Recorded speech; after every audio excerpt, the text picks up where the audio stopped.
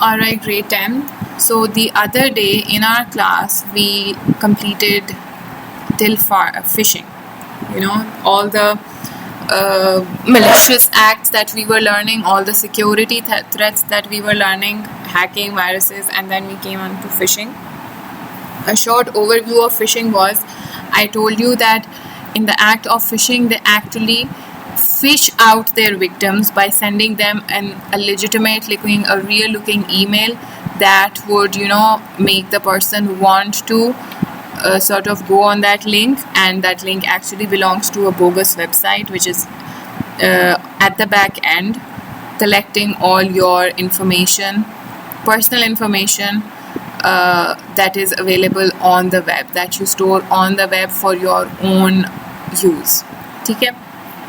So basically in phishing, they actually lure the victim, they make the victim come to them. Okay? Now the difference between phishing and farming is this lure. Farming does essentially the same thing by not making you go through the link. It actually is an attack. The malicious link or the bogus website link is actually planted into your web browser, or it can even be planted into your hard disk drive and you wouldn't even know. So you didn't press anything, you didn't visit any link, but that bogus website still starts running. How they do that is, when the most common way of such an attack is when you visit an unsecured website. Okay? An unsecured website, please remember, will always have something that is being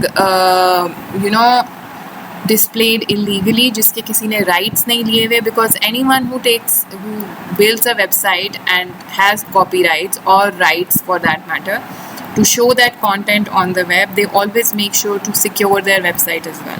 Okay? Because they want to protect themselves and their client or their users from such attacks.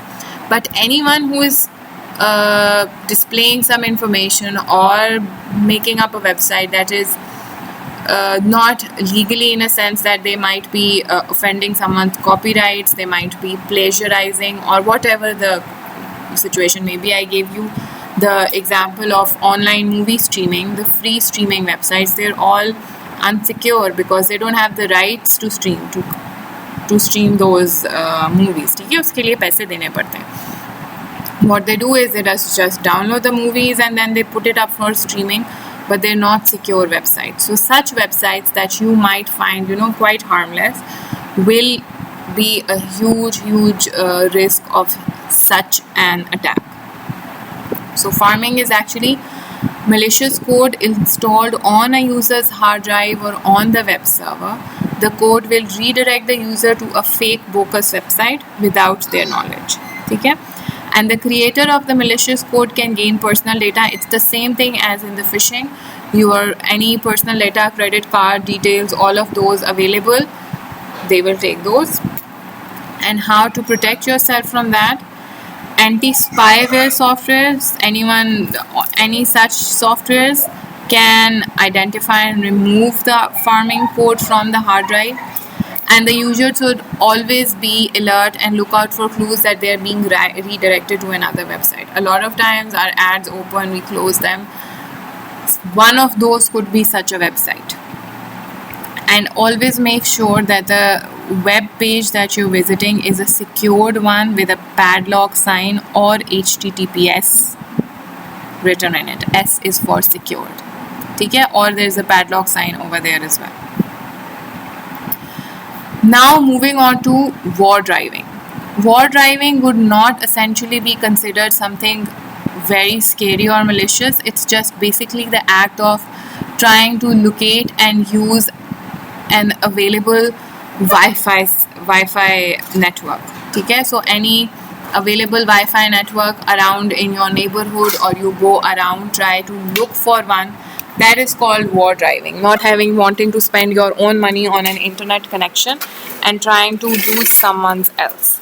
You're not breaking any passwords. You're not putting in any passwords. You're not cracking any passwords. All you're doing is just, a device a mobile device, a laptop, anything, and you require an antenna, because what antenna does is going to basically widen the range of your search. हमारे laptops और हमारे cell phones में भी small antennas होते हैं that can actually catch the Wi-Fi or the electromagnetic signals. So a bigger, proper, separately connected antenna would give a wider range. दूर दूर के signals भी वो catch कर सकेगा, and it's basically just looking for someone's available Wi-Fi network. It's not something malicious or dangerous, but still it's illegal. I mean, you're using someone else's property without their permission. So it's the act of locating and using wireless internet connections illegally. Okay, it only requires a laptop, wireless network card, and an antenna to pick up wireless signals. The way to protect yourself is protect your internet connections through a password. Okay, if any unusual activity is seen, then the password should be changed. At some point in time, someone might be able to crack your password as well and then just use it. Okay? It is possible to steal a user's internet time allocation by downloading large files, for example, movie files. It'd be very cool to do that though. It is possible to hack into the wireless network and steal a user's password and other personal details as well. So this can lead to hacking as well. If they have the drive to go looking for something like this, they'll probably be genius enough to use that network to hack into your system as well. To protect yourself, use of wired equivalent privacy. Web encryption आपके इस पे आती है routers पे. Protect use of the wireless device by having complex password. Use of firewalls to prevent outside users from gaining access. Firewalls, we'll study them later in the chapter and you'll understand how they will protect.